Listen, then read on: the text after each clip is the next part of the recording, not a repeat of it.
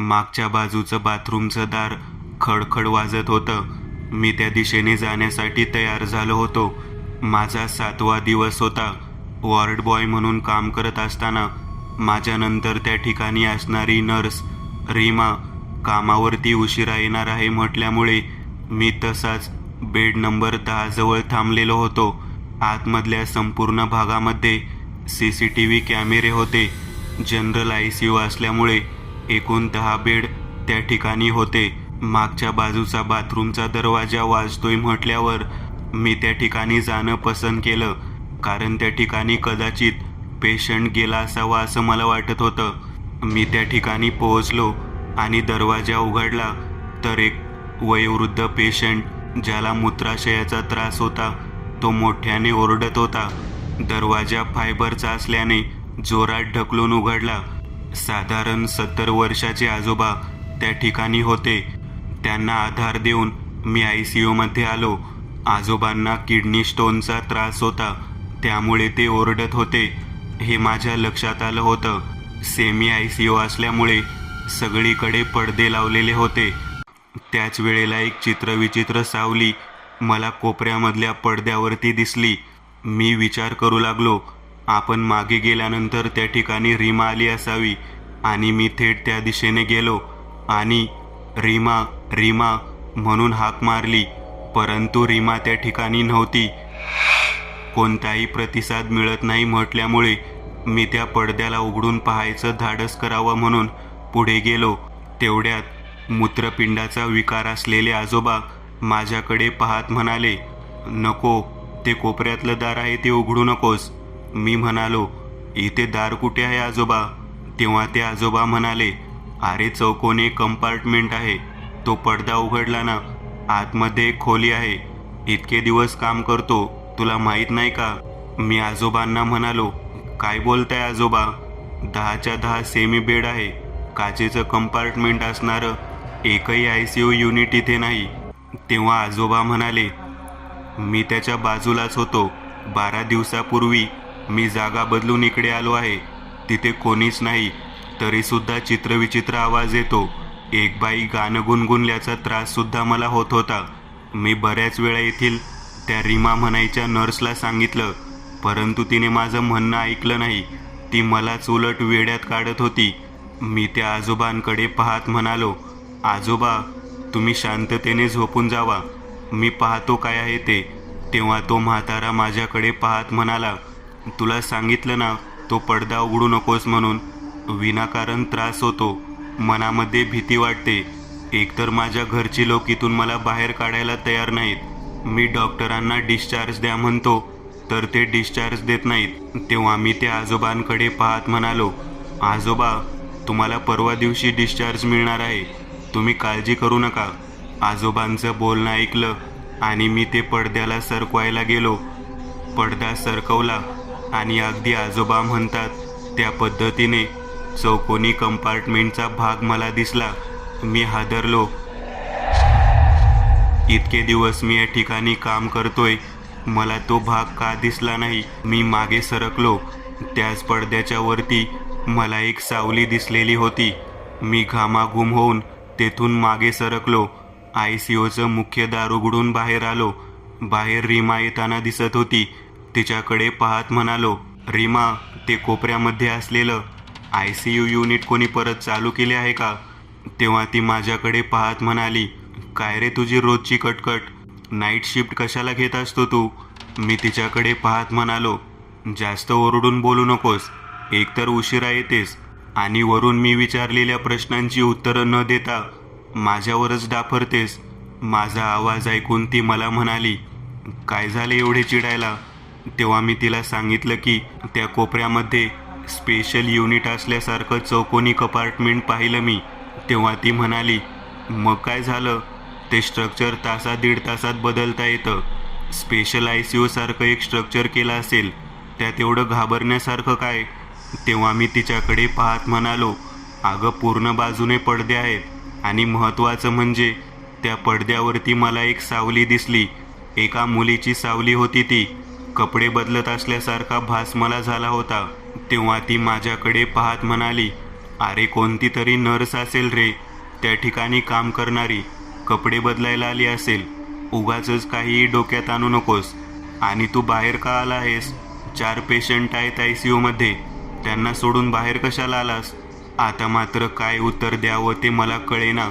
मी म्हणालो, ठीक आहे, तू आहेस ना, चल मी येतो तुझ्यासोबत. मी तिच्यासोबत त्या ठिकाणी गेलो. आतमध्ये गेल्यानंतर सर्व पडदे उघडून मी 4ही पेशंटकडे एकटक नजरेने लक्ष देऊन होतो.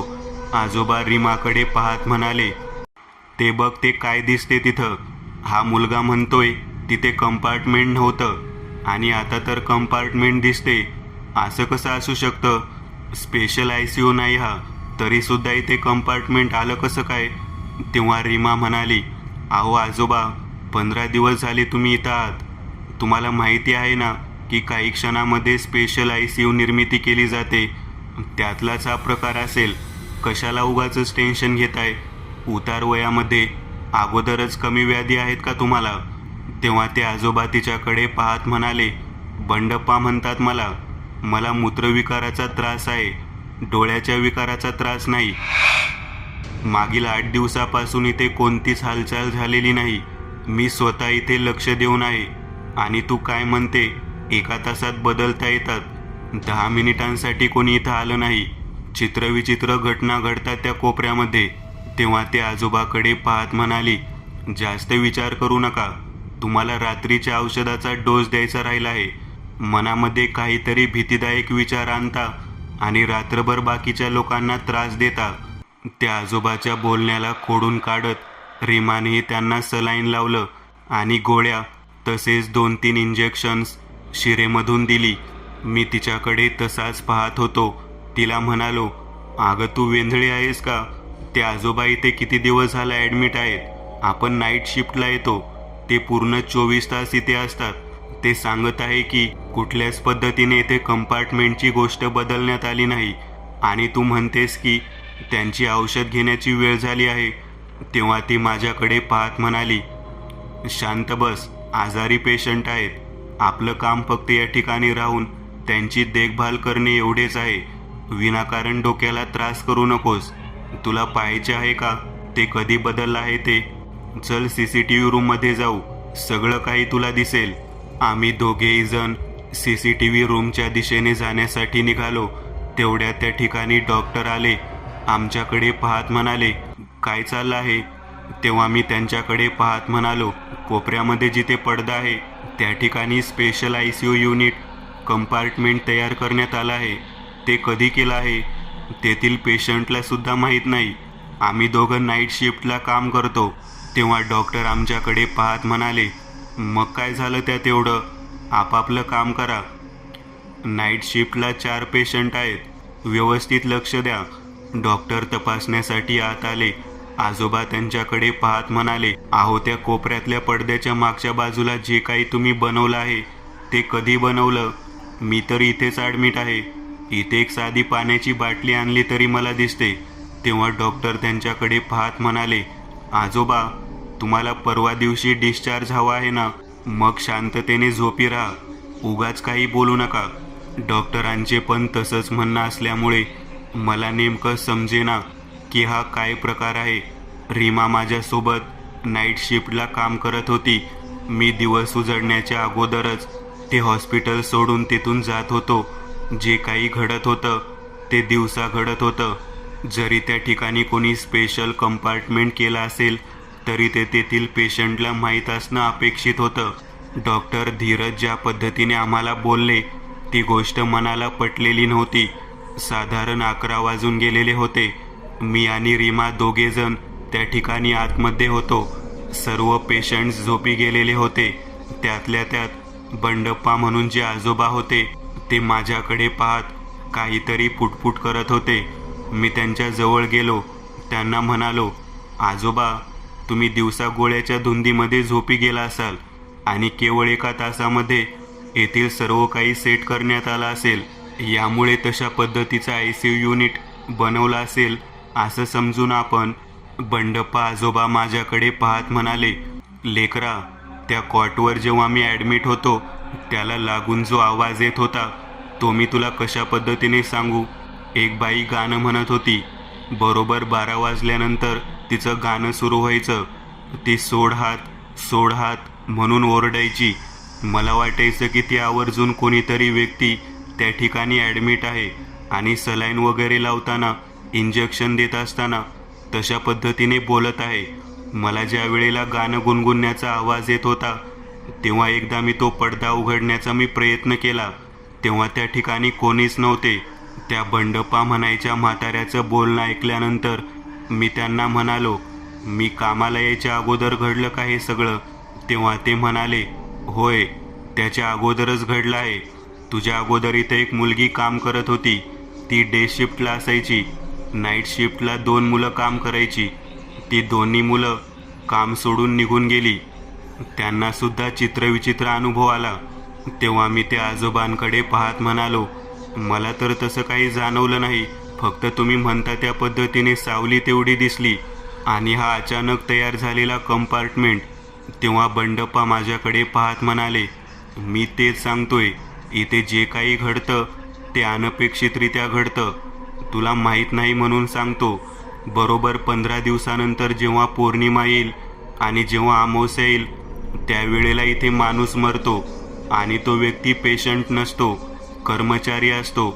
म्हणूनच आतापर्यंत 3 व्यक्तींचा मृत्यू या अगोदर झालेला आहे. असं मला काम सोडणाऱ्या विक्रम नावाच्या मुलाने सांगितले होते. आणि त्यानंतर तू या ठिकाणी आलास. तुझं नाव काय? तेव्हा मी म्हणालो, प्रकाश आहे, परंतु मला असं काहीही माहीत नाही. रीमा माझ्यासोबत नाईट शिफ्टला असते.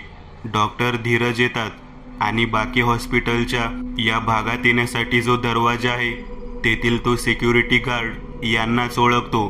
तेव्हा बंडप्पा माझ्याकडे पाहत म्हणाले, तुला माहीत आहे का, पुढच्या सोमवारी अमावस्या आहे. मी तर परवा दिवशी जाणार. परवा दिवशी रविवार आहे. सोमवारी मात्र तू काय करशील याचा विचार कर. मी तुला सांगतो, तू ही नोकरी सोडून दे. मी आजोबांकडे पाहत म्हणालो, अहो कसं बसं काम करून शिकतोय. इथे काय 12:30 नंतर आपण झोपतो, डायरेक्ट 5ला उठतो. तुम्ही सगळेजण झोपल्यावर आम्हाला काही काम नसतं. 12पर्यंत सलाईन चालते, त्यानंतर झोपतो. बघा 5-6 तास झोप मिळते. दिवसभर कॉलेजचे शिक्षण सुरू असतं. इथे मिळालेल्या पैशांमधून तर मला पुढचं शिक्षण व्यवस्थित घेता येईल म्हणून ही नोकरी धरली आहे आणि इथे पगार पण चांगला आहे. मला जे काही जाणवलं तो भाससुद्धा असू शकतो. परंतु आजोबा, तुम्ही जे काही सांगितलं ते ऐकल्यानंतर मलासुद्धा आता झोप येणार नाही. मी रीमासोबत गप्पा मारत बसतो. मी रीमाच्या शेजारी जाऊन बसलो. रीमा माझ्याकडे पाहत म्हणाली, काय म्हणत होता तो म्हातारा? तेव्हा मी बंडप्पा आजोबा जे बोलत होते ते सांगितले. तेव्हा रीमा माझ्याकडे पाहत म्हणाली, यातील काही गोष्टी खऱ्या आहेत, परंतु त्याला मी दुजोरा देत नाही. कारण या अगोदर 3 वॉर्ड बॉयज यांचा मृत्यू झाला आहे, परंतु त्याचं कारण वेगळं आहे. मी रीमाकडे आश्चर्यकारक नजरेने पाहत म्हणालो, तू काय बोलत आहेस, तुला कळतं का? तेव्हा ती म्हणाली, होय, मी तेच सांगते जे तू ऐकत आहेस. या ICUमध्ये अगोदर 2 वॉर्ड बॉयज यांचा मृत्यू घडलेला आहे. त्याचं कारण वेगळं आहे. तेव्हा मी तिच्याकडे पाहत म्हणालो, कोणत्या गोष्टीमुळे मृत्यू घडला आता तरी सांग. तेव्हा ती म्हणाली, डोक्याला मार लागून मृत्यू झाला आहे. ते बिनधास्त खाली झोपायचे. बाजूचा ऑक्सिजन सिलेंडर कोणत्या रीतीने डोक्यात पडला ते कळलंच नाही. एका पाठोपाठ एक अशा 3 जणांच्या बाबतीत वेगवेगळ्या मृत्यूची कारणं आहेत. रीमाच्या बोलण्यानंतर मी त्या ठिकाणी झोपायचं कॅन्सल केलं. तिला म्हणालो, मी तर आता खाली अजिबात झोपणार नाही. जी मोकळी कॉट आहे तिच्यावरती झोपेन. तेव्हा रीमा म्हणाली, एवढी झोपायची तरी काय गरज आहे? नाईट शिफ्ट आहे, जागे राहून काम करावे. रीमाकडे पाहत मी म्हणालो, मी जेव्हा मागे गेलो होतो तेव्हा येथे नव्हतीस ना? तेव्हा रीमा म्हणाली, नाही. मग मला दिसलेल्या मुलीची सावली, त्या बाईची सावली जी कपडे बदलताना मी पाहिली होती, ती कोणाची असू शकते? तेव्हा रीमा म्हणाली, आता 12 वाजण्याचा सुमार सुरू होणार आहे, त्यामुळे तू असल्या गोष्टीवरती माझ्याशी चर्चा करू नकोस. मला त्याची भीती वाटते. त्या गोष्टीची भीती वाटते म्हटल्यानंतर मी तिला म्हणालो, मग तू पूर्ण चर्चा का करू देत नाहीस, टाळतेस का? तेव्हा ती म्हणाली, 12 वाजल्यानंतर तुला कळेल. 12 वाजून गेलेले होते. मी त्या ठिकाणी तसाच स्टूलवरती बसून डोळा लागल्यामुळे थोडीशी झोप घेत होतो. बंडप्पा आजोबांचे सलाईन संपलेले होते. त्यांनाही झोप लागलेली होती. मी आजूबाजूला पाहिलं तर रीमा कुठेच दिसत नव्हती. मी ICUचं दार उघडून बाहेर पाहिलं तेव्हा सिक्युरिटी गार्ड जो होता तो त्या ठिकाणी नव्हता. मी दार उघडून बाहेर जाण्याचा प्रयत्न केला, परंतु दार उघडत नव्हतं. कदाचित ते बाहेरून बंद केलेलं असावं. मी विचार करू लागलो, रात्री तू दार बंद करून गेली कुठे? कदाचित डॉक्टर आतमध्ये येतील आणि पाहतील मी झोपलेलो आहे आणि मग मला खवळतील, म्हणून कदाचित रीमा बाहेर जाऊन बसलेली असावी. मी विचार करू लागलो, रीमानं आपल्याला आत कोंडलं तर नाही ना? माझ्या मनात असा विचार यायला आणि कोपऱ्यामध्ये ज्या ठिकाणी ते कंपार्टमेंट निर्माण केलं होतं त्या ठिकाणी सावली दिसायला गाठ पडली. रात्रीची सावली कशी काय दिसते, लाईटच्या उजेडातली ती सावली असावी असा मी विचार करत होतो. ती सावली पाहिल्यानंतर मी घाबरलो. मी बंडप्पा आजोबांच्या जवळ जाऊन त्यांच्या डोक्यावरती हात ठेवून त्या सावलीकडे पाहू लागलो. माझ्या मनात विचार येऊ लागला, आपण त्यांना उठवायचं का? नाही, जर उठवलं तर पेशंटला उठवलं म्हणून परत लोक रागावतील. पण आता आपण एकटेच आहोत म्हटल्यानंतर नेमकं समोर दिसणार काय आहे ते कळायला मार्ग नव्हता. म्हणून मी आजोबांना हळूच हात लावला. आजोबा माझ्याकडे पाहत म्हणाले, का रे लेकरा, झोप येत नाही का? मी आजोबांना डोळ्यांनी खुणावत त्या पडद्याच्या दिशेने पाहायला सांगितलं. त्यांनी ते दृश्य पाहिलं आणि त्यांनी मला घट्ट पकडून सांगितलं. मी सुद्धा अशाच पद्धतीने घाबरलो होतो. आजोबा, ते काय आहे हे कसं ओळखायचं? आजोबा म्हणाले, लेकरा, त्याच्या जवळ जाण्याचं सुद्धा धाडस करू नकोस. नेमकं कोण आहे कळायला मार्ग नाही. मी आजोबांना म्हणालो, कदाचित रीमा ड्रेस बदलून झोपत तर नसेल ना? आजोबा म्हणाले, हो, तसं सुद्धा असू शकतं. रीमा कुठे आहे? आजोबांनी तसं सांगितल्यानंतर मी हळूहळू पुढे जाऊन रीमा रीमा म्हणून हाक मारू लागलो. तेव्हा आतमधून कोणीच उत्तर दिले नाही. मी पडद्याच्या जवळ पोहोचलो. पडदा अलगद उघडला. मी त्या ठिकाणी पोहोचलो. पडद्याला हात लावला. पडदा उघडला आणि पाहिलं तर त्या ठिकाणी कंपार्टमेंट नव्हतं, केवळ बेड होता आणि त्या बेडवरती चादर पांघरून कोणीतरी झोपलं होतं. पूर्ण डोक्यापासून पायापर्यंत चादर घेतलेली होती. आता मात्र माझा थरकाप उडू लागला. 12 वाजून गेल्यानंतर ही घडणारी घटना पाहिल्यावरती मी मागे सरकलो आणि आजोबांजवळ गेलो. आजोबांना म्हणालो, आजोबा, इथे कंपार्टमेंट नाही. आजोबांनी डोक्याला हात लावला.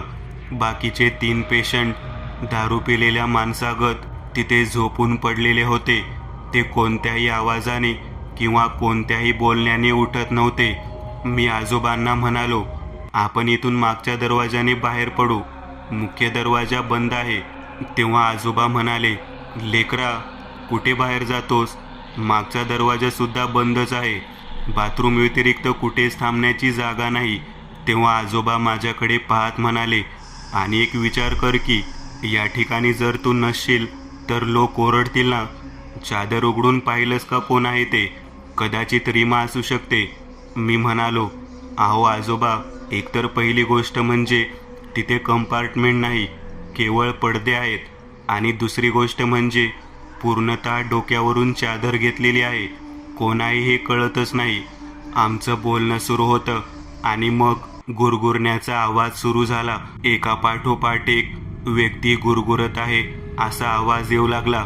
मी आजोबांना म्हणालो, आजोबा, आपल्याला तर केवळ एकाच मुलाचा आवाज येत होता, आता एका पुरुषाचा सुद्धा आवाज येत आहे. हे कसं काय शक्य आहे? आजोबा मला म्हणाले, कदाचित 2 व्यक्ती असाव्यात. 2 व्यक्ती कशा काय असतील? मी विचार करत होतो, असं कसं काय असू शकतं? तेव्हा आजोबा म्हणाले, नाईट शिफ्टला येणारे धीरज डॉक्टर सुद्धा असू शकतात ना. तेव्हा मात्र मी विचार करू लागलो, कसं काय येऊ शकतात? बाहेरून तर सगळं काही बंद आहे. जर कोणी ते ठिकाण बंद केलं असेल तर आतमध्ये ते कसं काय आले असतील आणि मला कसे काय दिसले नाहीत? काहीतरी विचित्र घोळ आहे. आजोबा माझ्याकडे पाहत म्हणाले, खरंच ही जागा भयानक दिसते. हा ICU साधा नाही. आवाज वाढत चाललेला होता आणि लाईटचं जे काही एक्सटेन्शन होतं ते चरचर वाजू लागलेलं होतं. मी लाईट इकडे तिकडे पाहू लागलो आणि अचानक बल्बची काच उडाली. 2-3 जे ट्यूब होते ते सुद्धा चांगल्या पद्धतीने चालत होते, ते सुद्धा उडाले. अंधार पसरू लागलेला होता. आता मात्र काय करावं कळना. त्याच वेळेला आमच्या नजरेसमोर तो पडदा पूर्णतः उघडला गेला आणि बरोबर 1:30 वाजण्याच्या सुमारास एक भयानक दृश्य आम्ही पाहिलं. एका पुरुषाला समोरच्या सलाईनच्या स्टँडला बांधलेलं होतं. त्याला इतकं मारलेलं होतं की त्याच्या तोंडातून रक्त येत होतं. तो ओरडत होता आणि त्या बेडवर असणाऱ्या त्या मुलीच्या सोबत एका पाठोपाठ एक 2 व्यक्ती अत्याचार करत होते. ती बाई चांगल्या पद्धतीने प्रतिकार करत होती, परंतु ते 2 व्यक्ती तिच्यावरती बळजबरी करत होते. ती ओरडत होती, तिचे कपडे काढले जात होते आणि तिच्या शरीरावरती ताबा मिळवण्याच्या दृष्टिकोनातून ते दोघेही जण यशस्वी झालेले होते.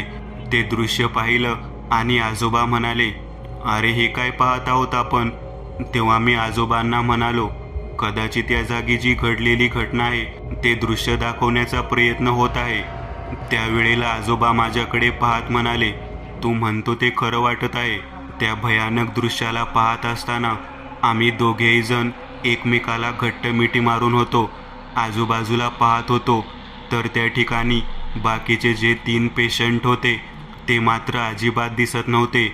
मी आजोबांकडे पाहत म्हणालो, हे कसं काय शक्य? या ठिकाणी कोणताही पेशंट दिसत नाही, हे कसं काय? आजोबा मला म्हणाले, लेकरा, आपण 2 जणच आहोत या ठिकाणी. बाकी या ठिकाणी असणारी प्रत्येक व्यक्ती मृत्युमुखी पडलेली दिसत आहे. मी इतके दिवस पाहतो, जेव्हा मी सकाळी उपचार घेत असतो त्यावेळेला इथे एकच डॉक्टर आलेला असतो, तो म्हणजे तो धीरज डॉक्टर. समोर नीट चेहरा पहा. त्या डॉक्टरचा चेहरा ज्याला बांधलेला आहे तो व्यक्ती मी व्यवस्थित पाहिलं तेव्हा धीरज बांधलेला होता आणि खाली जी मुलगी होती त्या मुलीकडे व्यवस्थित पाहिलं तेव्हा ती रीमा आहे हे लक्षात आलं. मी रीमा रीमा म्हणून ओरडू लागलो तेव्हा ती वाचवण्यासाठी माझ्याकडे हात करत होती. आजोबा म्हणाले, लेकरा, ही घडून गेलेली घटना आहे आणि या ICUमध्ये हे अगोदर घडलेलं आहे. मी म्हणालो, मग आपण या ठिकाणी कसे काय अडकलो आहोत? तेव्हा आजोबा म्हणाले, मलाच समजत नाही. मी बेवारस माणसासारखा या दवाखान्यामध्ये आलो. शेजाऱ्याने मला या ठिकाणी आणून ॲडमिट केलं. मला या ठिकाणी त्या रीमा म्हणायच्या मुलीनेच आणलं. किती दिवस झाले मी या ठिकाणी ड्युटी करत आहे. अगोदर 2 व्यक्ती मेलेले मी पाहिले, ते वॉर्ड बॉईज होते. मला माझ्या घरातील कोणती व्यक्ती भेटायलाही येत नव्हती. केवळ रीमा हिने मला जेवणाचा डबा पाठवला आहे असं सांगितलं जात होतं. आतापर्यंत सगळे उपचार सुरू होते. धीरज मला मदत करत होता आणि रीमासुद्धा. त्यानंतर तू आलास आणि तुझ्यानंतर या घटनेला मी पाहू लागलो. काय घडलं असेल इथे काही कळायला मार्ग नाही, परंतु एक गोष्ट मात्र लक्षात येते की आपल्या दोघालाच या ठिकाणी हे सर्व काही दाखवण्याचा प्रयत्न करण्यात आलेला आहे. लेकरा, आपण एका अशा भयानक ICUमध्ये आहोत जिथे भेट केवळ मृत्यूशी होते. आजोबांचं बोलणं ऐकल्यानंतर मी म्हणालो, आजोबा, तुम्ही म्हणता ते सगळं खरं आहे, परंतु रात्री 12 नंतरच ही गोष्ट का दिसत आहे? इतर वेळी मी ड्युटीवरती येणार म्हटल्यावर मला तो वॉचमन आत सोडायचा. मी आतमध्ये यायचो आणि सकाळ झाल्यानंतर परत निघायचो. तेव्हा मला या घटना का दिसत नव्हत्या?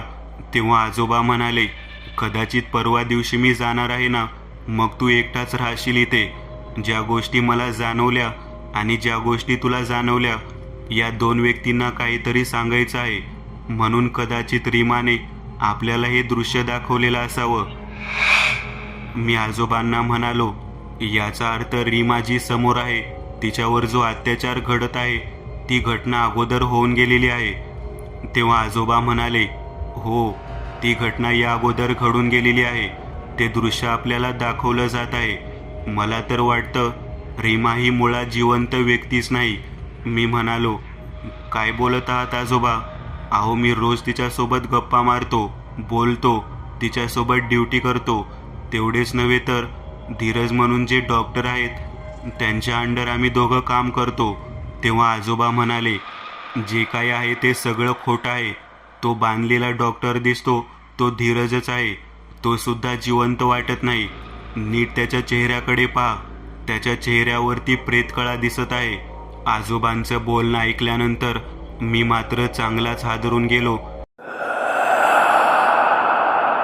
हे जे दिसत आहे ते सगळं खोटं आहे.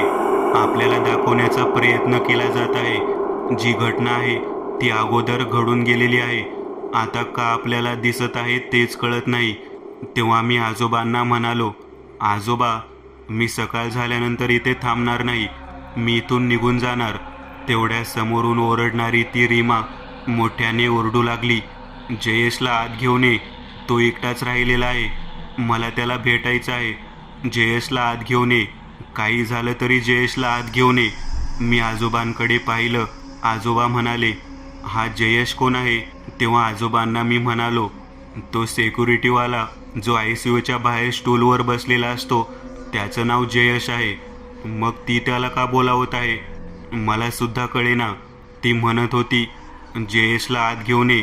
तो आल्यानंतरच तू आणि बंडप्पा आजोबा येथून बाहेर जाऊ शकता, नाहीतर तुम्ही कधीच जाऊ शकणार नाही. मी विचार करू लागलो, आम्ही बाहेर पडू शकणार नाही म्हणजे? मी तिच्याकडे पाहत म्हणालो, दिवस उजाडल्यानंतर मी बाहेर जातो. मी पूर्ण कॉलेज वगैरे अटेंड करून रात्री इकडे येतो.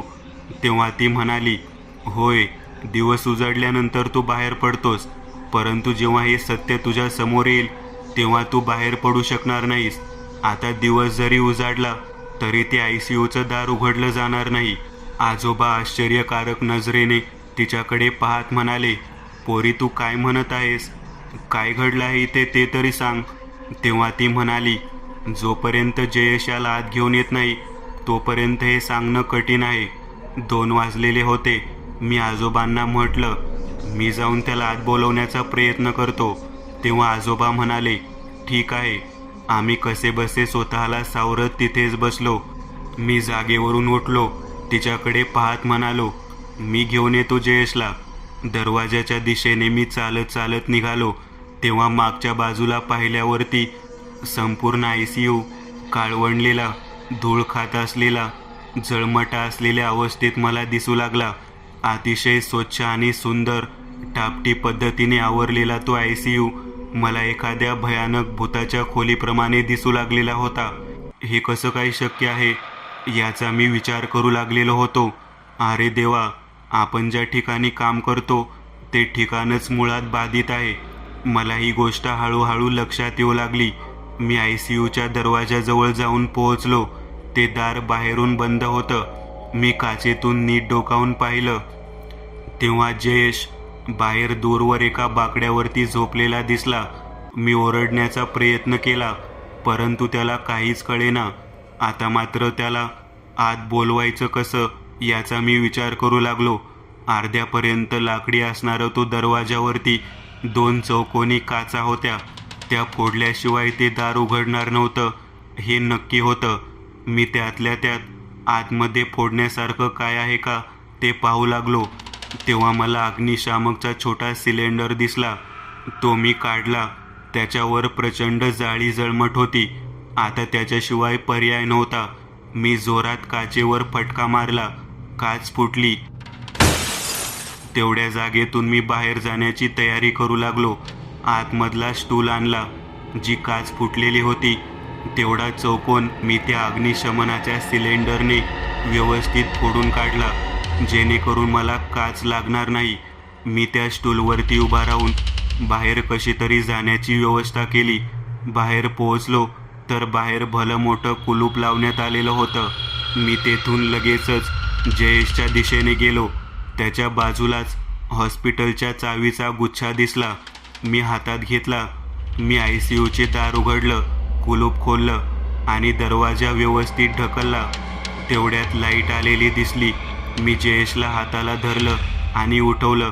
त्याच्याकडे पाहत म्हणालो, जयेश चल, बाहेरच्या बाजूला आग लागली आहे, आतमध्ये जाणं गरजेचं आहे, चल. जयेश अचानक झोपेतून जागा झाल्यामुळे घाबरलेला होता. तो माझ्यासोबत ICUच्या दिशेने आत आला. तो आत आला आणि एक पाऊल टाकलं की ते दार आपोआप बंद झालं आणि लाईट जशीच्या तशी गेलेली दिसली. एका क्षणात तो जागेवरून पालथा खाली पडला. त्याला कोणत्या तरी अनामिक शक्तीने पायाला धरून खेचून ओढत न्यावे त्या पद्धतीने दृश्य मला दिसले आणि तो हळूहळू त्या कोपऱ्यातल्या बेडजवळ ओढत जाऊ लागला. तो ओरडू लागला, सोड मला, सोड, मी काही केलं नाही, सोड मला, सोड. त्या दोघांची चूक होती, मी काहीच केलं नाही, मी फक्त मदत केली, मी फक्त कुलूप लावलं, सोड मला. अचानक हे सगळं ऐकल्यानंतर आजोबा माझ्याकडे पाहत म्हणाले, तुझ्या लक्षात आलं का इथं काय घडलं होतं ते? आजोबा, अहो ती बाई त्याला मारू लागली आहे, ती रीमा म्हणायची मुलगी त्याचा जीव घेईल. तेव्हा आजोबा म्हणाले, त्या कारणासाठीच तिने त्याला आत बोलवायला सांगितलं. मी चांगलाच घाबरलेलो होतो. दरदरून घाम फुटला होता. तिने एका क्षणात त्याला नर्सिंगच्या साहित्यामध्ये असणाऱ्या कात्रीने भोगसायला सुरुवात केली. त्याच्या मुंडीला गोल मुरगाळून तिने बेडवरती टाकलं आणि त्याच्याकडे प्रचंड तीव्र नजरेने ओरडत पाहत म्हणाली, त्रास काय असतो बघ. मृत्यूचा त्रास ज्या पद्धतीने माझ्यावरती बलात्कार करून माझ्या प्रिय असलेल्या धीरजला या ठिकाणी बांधून त्या दोघांनी मारलं. तू मुख्य दार बंद करून आतमध्ये या सर्व कृत्याला घडवून आणण्यास मदत केलीस. आता फक्त तूच राहिला होतास म्हणून मी इथे तडपडत होते. आता तुझा खेळ खल्लास. जयेशच्या छातीवरती जोरात उजव्या पायाचा प्रहार करत तिने त्याचा बदला घेतलेला होता. आजोबा मला म्हणाले, मला सुद्धा कळत नाही की मी या ठिकाणी कसं काय अडकलो, परंतु एक गोष्ट मात्र लक्षात आली, त्या रीमा म्हणायच्या मुलीला आपल्या मुलीप्रमाणे मी समजत होतो. कदाचित त्या भावनेमुळेच या ठिकाणी तिने माझ्या उपचार करण्याच्या दृष्टिकोनातून आत प्रवेश केलेला असावा. तेव्हा मी म्हणालो, आजोबा तुम्ही इथे किती वाजता ॲडमिट झाला होता? तेव्हा आजोबा म्हणाले, मी रात्री 9च्या नंतर इथे ॲडमिट झालेलो होतो. त्यानंतर कितव्या दिवशी त्यांचा मृत्यू झाला? तेव्हा आजोबा म्हणाले, एका मुलाचा मृत्यू अगोदरच झालेला होता, त्याच्यानंतर मी ॲडमिट झालेलो होतो. मला इथे कळालं की त्याही अगोदर कोणतरी मृत्युमुखी पडलं होतं. हे दृश्य जवळजवळ स्पष्ट होतं की मी एकटाच या ठिकाणी ॲडमिट होतो. लेकरा, हे जे बाकीचे जे ॲडमिट झालेले लोक आहेत ते केवळ आपल्याला दिसत आहेत. मी म्हणालो, मग दिवसा तुम्हाला उपचार करण्यासाठी मदत करण्यासाठी कोण येत होतं? तेव्हा आजोबा म्हणाले, दिवसा मी रीमानं पाठवलेला डबा खात होतो. त्यावेळेला डॉक्टर धीरज या ठिकाणी मला इंजेक्शन्स आणि बाकीच्या गोष्टी लावून डबा खाऊ घालून जायचा आणि जेव्हा मी उठायचो तेव्हा तुझ्या येण्याची वेळ झालेली असायची. मी डोक्याला हात लावला. मी म्हणालो, आजोबा तुम्ही अशा ICUमध्ये ॲडमिट आहात की जो मुळात ICU कितीतरी दिवस झालं बंद आहे. मी सुद्धा रात्री नाईट ड्युटीला या ठिकाणी जॉईन झालो, ते सुद्धा डॉक्टर धीरज यांच्यामुळेच. येथे असलेल्या वॉर्ड बॉईजने रीमावरती बलात्कार केला. त्यावेळेला या ठिकाणी डॉक्टर धीरज आतमध्ये मदतीसाठी आले. त्या दोन्ही बॉईजने त्यांना सुद्धा येथे मारलं आणि त्यांना मदत करणाऱ्या त्या जयेश म्हणायच्या सिक्युरिटी गार्डने बाहेरून कुलूप लावून घेतलं. त्या दोघांनाही विचित्र पद्धतीने ते मृत्युमुखी पडलेले आहेत असं दाखवण्यात आलं. तेव्हा समोर उभारलेली रीमा माझ्याकडे पाहत म्हणाली, जी घटना आता तू बोललास ती घटना सांगण्यासाठीच मी तुम्हाला इथे बोलावलं होतं. कामामध्ये प्रामाणिक असणारा तू तुझी आणि धीरजची भेट मीच घडवून आणली. या आजोबांना सुद्धा या ICUच्या बाहेरच्या बाकड्यावर बसलेले पाहिल्यानंतर, त्यांच्यासोबत कोणीही नाही म्हटल्यानंतर त्यांना सुद्धा मीच मदत केली. मागच्या अमावस्या आणि पौर्णिमेच्या तिथीला मीच त्या दोन्ही नीच वॉर्ड बॉयचा जीव घेतला. फक्त एकटा सिक्युरिटी गार्ड असणारा जयेश राहिला होता. तो काही केले आत येतच नव्हता, म्हणून त्याला आत आणण्यासाठी तुला या ठिकाणी धीरजमार्फत मी बोलवलं आणि आज अंतिम टप्प्यात तू ते काम पूर्ण केलं. एकतर पडणाऱ्या आत्म्यांची अंतिम इच्छा, तिचा बदला तू पूर्ण केलास. या ICU मध्ये जो येईल त्याची भेट थेट मृत्यूशी होते. तुम्ही केवळ दोघेजण माझ्या या संपूर्ण सूड भावनेला शांत करण्यासाठी मदतीचे ठरला. तुम्ही दोघेजण बाहेर जाऊ शकता. आजोबांच्या हाताला हात धरत मी त्या ICU मधून बाहेर पडत होतो. मी ICUतून बाहेर पडलो. जसेच्या तसे त्याचं दार लावलं, कुलूप लावलं आणि पुढे आलो. मागे वळून पाहिलं तर ICUच्या दरवाजाची काच जशीच्या तशी दिसत होती. कदाचित त्या ICUने जयेशला गिळून टाकलेलं होतं. मित्रांनो, आज पुरतं एवढंच. तुम्हाला जर काही गोष्ट आवडली असेल तर नक्की लाईक करा. तुमच्यापैकी बरेचसे जण व्हिडिओ लाईक न करताच पळून जातात, पण हा जर व्हिडिओ तुम्ही लाईक केला तर मला जरा बरं वाटेल आणि असेच भारी भारी व्हिडिओ बनवायची माझ्यात एनर्जी येईल. त्यामुळे नक्की लाईक करा आणि अजूनही कोणी या चॅनलला सबस्क्राईब केलेलं नसाल तर लगेच सबस्क्राईब करून टाका आणि बाजूची घंटी ती मात्र दाबायला विसरू नका. देवाची घंटी आहे ती. चला तर मग पुन्हा भेटूया अशीच एक आगळी वेगळी गोष्ट घेऊन पुढच्या